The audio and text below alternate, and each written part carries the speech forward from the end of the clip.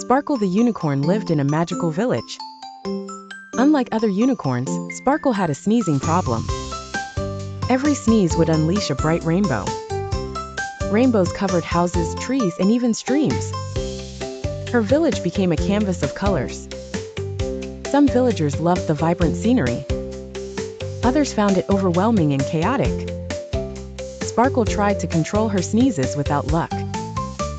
She visited wise sages for guidance and remedies. Drinking sparkling potions didn't help her sneezes. Meditating under moonlight wasn't effective either. One day, Sparkle sneezed in front of a giant dragon. The rainbow tickled the dragon, making it laugh. And that laughter cured Sparkle's sneezing forever. The village was grateful yet missed the colors. Sparkle painted rainbows when requested, spreading joy.